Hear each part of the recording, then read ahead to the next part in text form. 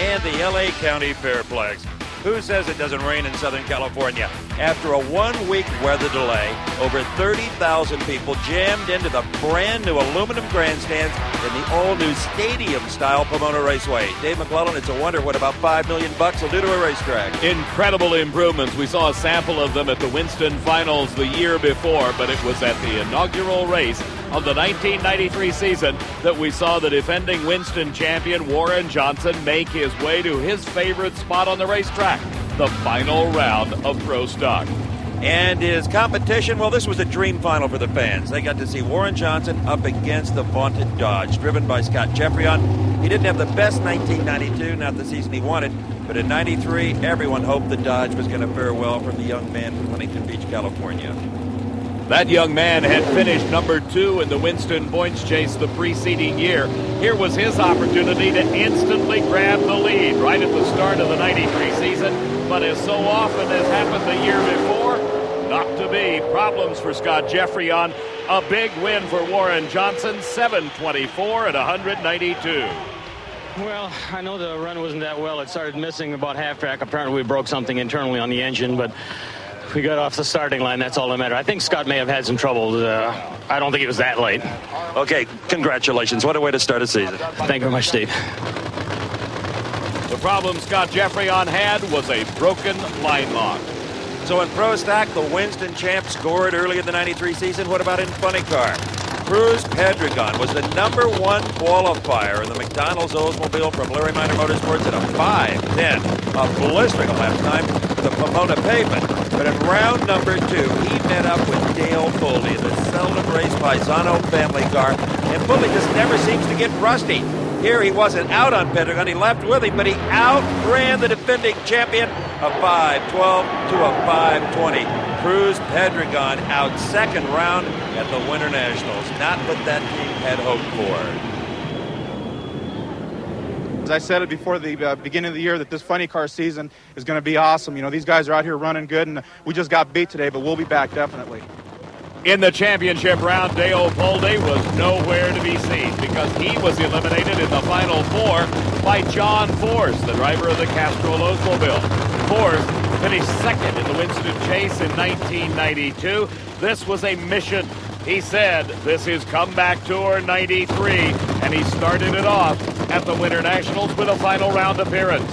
Force got a big break in round number 1. He was defeated by Whit Bazemore with a 5:11, but Bazemore was disqualified for crossing the center line. So against Worsham, it was John Force with Lady Luck along for the ride. Force had the whole shot. Worsham, number 519, was beaten by a 21. They beat me ever since Indy, and McDonald's team did. And all the way through Topeka, the brakies, rolling my old hunks upside down, trying to drive. Like I was starting to think maybe I ought to get out of this business or get into top fuel. But today, Wally Parks' birthday. This is a great deal. I brought a new group in, Larry Frazier. I spent more of that Castro money. Jolly Rancher, Rose, Wax Shop, Dorman Craftsman.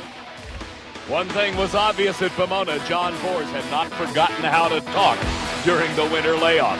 Cory McClenathan had not forgotten how to race well. The guy that finished second in the Winston Chase in Top Fuel in 1992 came to Pomona and the Chief Auto Parts Winter Nationals and blasted out a run of 4.78 seconds at over 296 miles an hour. That qualified him number 1. Let's watch. What a pass by Corey Mack. I had a good time, Dave, with this interview, talking to the man who could have and should have been the champ. 478. Oh, my God. I don't believe it.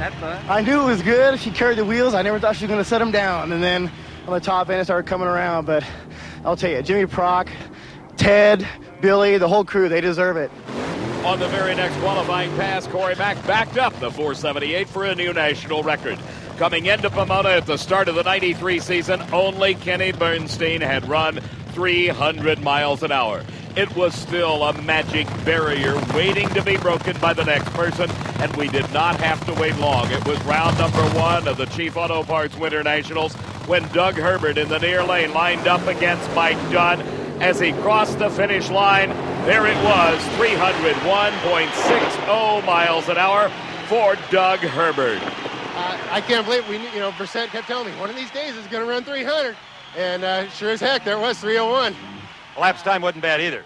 4:85, that's our best. So we're in there. We get our clutch dialed in. We're going to be tough. Thank you. A big thumbs up from only the second member of the Slick 5,300 mile an hour club. There would be more before the season would end. The Top Fuel final round was broadcast live on TNN. Joe Amato versus Kenny Bernstein. Joe Amato, the defending Winston champion, 5-time Winston champion. Bernstein appeared to have his number, though, Dave, throughout qualifying and eliminations. It looked like Bernstein's evening. The Budweiser King had been running flawlessly all day long, and Kenny Bernstein had been driving superbly. Great reaction time. The determining factor in so many races is how quick can the driver get off the starting line. Bernstein was definitely on the number. Let's watch what happened. As the engine blew, the tires let go. Bernstein slammed into the guardrail. The car overturned, but finished upright as the safety safari crew rushed to the scene.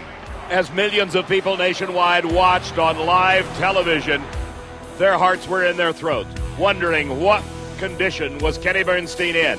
As we watched in replay, we saw the engine let go, the tires blew, and Bernstein's Budweiser King slammed into the guardrail. Actually, it went in backwards, and that's probably the determining factor that kept Bernstein from receiving serious injuries.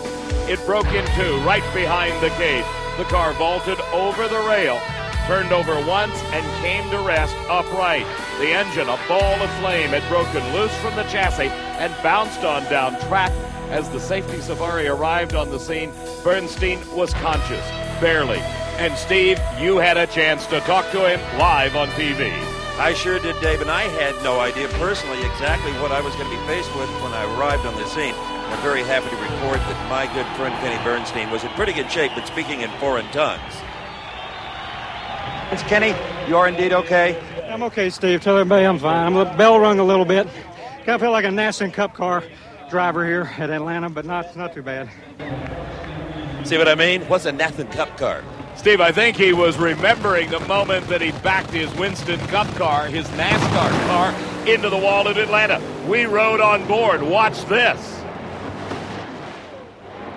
Until the camera signal went away because of the impact with the wall. We had truly Mr. Toad's Wild Ride, but the chassis, the roll cage particularly, remained remarkably intact at Pomona.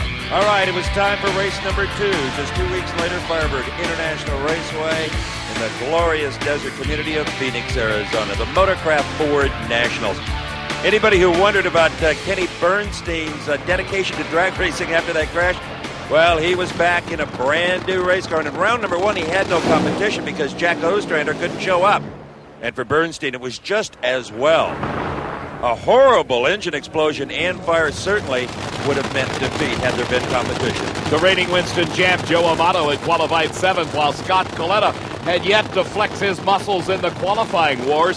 He was number 15 at Phoenix. Scott in his dad's Top Fuel dragster, the American International Airways car. Amato, of course, in his tried and true Team Valvoline entry. Well, KALITTA did everything right here. He leapt on Joe and he whipped him with a 490 at 292 miles an hour to Amato's losing 4.93. Kenny Bernstein, fresh motor between the frame rails of the Budweiser King. Long, smoky burnout. It sounded as good as it should. This was round number 2 racing at Phoenix, and the man he was up against was the driver of the Pennzoil machine, Eddie Hill, out of Wichita Falls, Texas. Eddie, the number 1 qualifier at this event, with a great 4:81 elapsed time, came up to challenge Bernstein. Bernstein certainly was no slouch off the starting line, but he just did not have it mechanically as Eddie Hill went on to take the win with a subpar 495 at only 290 miles an hour. We moved into the semifinal round, or Final Four as we like to call it. It was Pat Austin from Tacoma, Washington, his Syntec Special, up against Jim Head over in the far lane. This time it was Austin's turn for a big fire, but he stayed on the gas and beat Jim Head. It's a wonder it didn't burn the tires off it. The reason he beat him is Jim Head's parachute shook out at half track, and he was having to pull it through. That set up the final. Eddie Hill in the far lane, Pat Austin in the near lane. And you could chalk up win number 1 of 93 for Eddie Hill.